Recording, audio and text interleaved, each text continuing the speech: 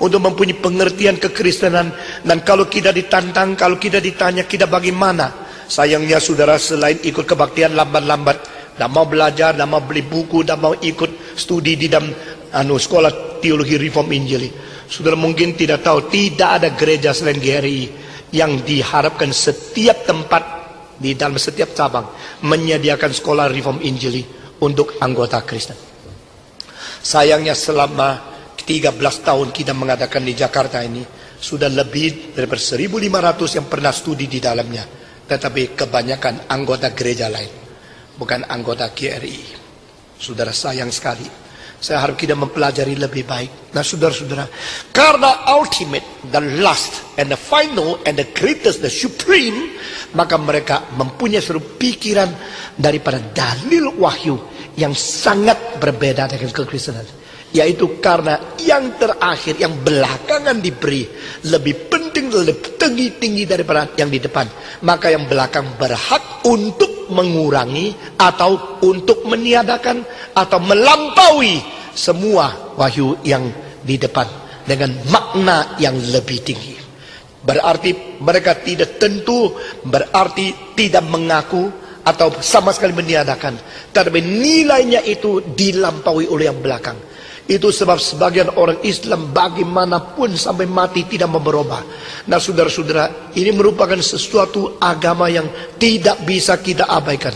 Salah satu kekuatan terbesar di dalam sejarah adalah Islam. Karena apa? Karena orang Islam tidak gampang bisa digoncangkan oleh siapapun. Karena keyakinan mutlak mereka telah menerima yang tertinggi, yang terakhir, yang tidak mungkin dilampaui lagi. Itulah sebab saudara-saudara, konsep mengenai Allah, anak, itu di dalam Yahudi sama Islam lain. Islam mutlak langsung menolak Allah mungkin mempunyai anak. Nah saudara-saudara, apakah anak ditolak itu karena kelahiran? Dan kelahiran itu dianggap tidak mungkin bagi Tuhan Allah. Kalau lahir mesti ada suami istri baru ada anak. Jadi bagaimana? Maka mereka salah tafsir bahwa orang Kristen menganggap seperti Allah itu melalui Maria melahirkan Yesus Kristus. Dengan demikian seperti Maria itu adalah ibunya sang anak, dan seperti dia adalah yang dikawini oleh Allah. Bagi mereka itu menghujat. Bagi mereka itu tidak mungkin. Tapi saudara-saudara, sebenarnya bukan pengertian seperti ini.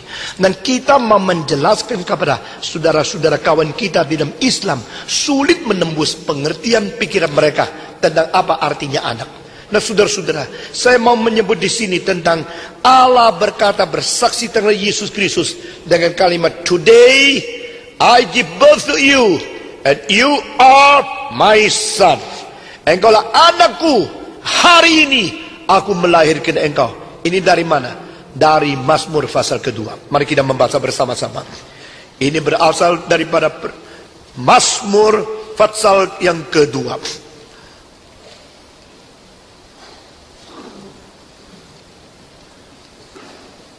Mazmur pasal kedua, ayat yang ke-7. Aku mau menceritakan tentang ketetapan Tuhan. Ia berkata kepadaku, "Anakku engkau, engkau telah kuperanakan pada hari ini." Nah inilah tempat asalnya. Inilah ayat asalnya di seluruh kitab suci, mengatakan tentang Allah memperanakan anaknya yang tunggal dan menyebut dia anaknya hari ini. Nah saudara-saudara, sekarang kita sudah mengetahui Ibrani pasal 1 ayat 5 dan 6 itu adalah dikutip daripada Mazmur pasal 2 ayat ke-7 dan juga dari 2 Samuel pasal ke-7 ayat ke-14. Nah saudara-saudara, sekarang kita perhatikan di sini dulu. Pada waktu ini mengatakan, "Aku akan berkata tentang kesaksian Allah kepadaku." Lalu dia berkata bahwa ia berkata kepadaku, "Anakku engkau, engkau telah kuperanakan pada hari ini." Di dalam ayat ke-7 ini ada dua ku. Satu ku, ada ku yang menyatakan dia pernah menerima kesaksian daripada ku yang adalah bapaknya. Nah saudara-saudara, Perhatikan, ini satu-satunya agama dan satu-satunya kebudayaan di seluruh sejarah manusia yang the first person declaration of God Himself as the revelation to man.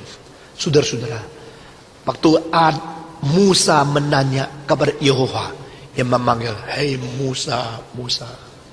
Coba, ada orang percaya kepada itu dewa-dewa dari Kanaan, ada orang dewa percaya kepada Istorah dan yang lain. Nah, saudara-saudara, maka Musa tanya, "You are sending me, I ask you, what is your name?" Supaya orang Israel akan mengetahui yang utus aku adalah Allah yang mana. Nah, saudara-saudara, untuk membedakan Allah-Allah lain dengan Allah yang sejati, maka Alkitab memakai satu nama, Allah Abraham, Ishak dan Yakub. Allah dari Abraham, Ishak dan Yakub. Karena Allah Abraham kualitatif berbeda dengan Allah lain. Kalau orang lain menyembah Allah ada patungnya, ada berhalanya, Abraham tidak. Abraham berdoa kepada Tuhan tanpa melewati satu patung bersifat materialistis, tanpa melewati sesuatu yang dibikin oleh manusia. Dia langsung datang kepada Tuhan. Maka Tuhan yang Abraham percaya adalah Tuhan yang tidak kelihatan. Tuhan yang Abraham percaya adalah Tuhan yang bukan buat tangan daripada manusia.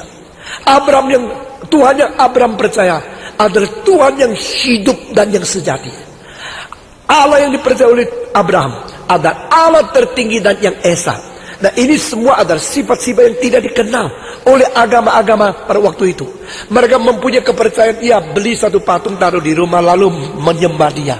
Inilah Allahku, inilah dewaku, ini yang memelihara aku, ini yang membuat satu perlindungan kepada aku. Pada waktu di dalam peperangan, aku diberikan keamanan oleh dewa ini. Mereka percaya kepada dewa begini. Tapi Abraham mengatakan, tidak. Allah tidak kelihatan. Allah bukan idola. Allah bukan patung, Allah bukan berhala, Allah bukan materi, Allah tidak dibikin oleh manusia, Allah di surga, Allah itu esa, Allah itu tidak kelihatan, Allah itu kekal, Allah di tempat yang maha tinggi. Maka membedakan Allah yang sejati dari Allah-Allah yang palsu ada God of Abraham, Isaac, and Jacob. Saudara-saudara, kedua, Allah Abraham adalah Allah yang bukan menuntut kelakuan baik. Allah yang kebaik, yang Abraham bukan menuntut makanan dari manusia. Allah Abraham adalah yang menuntut manusia bereaksi kepada dia dengan iman. Man is what he reacts before God. Only by faith Abraham was justified.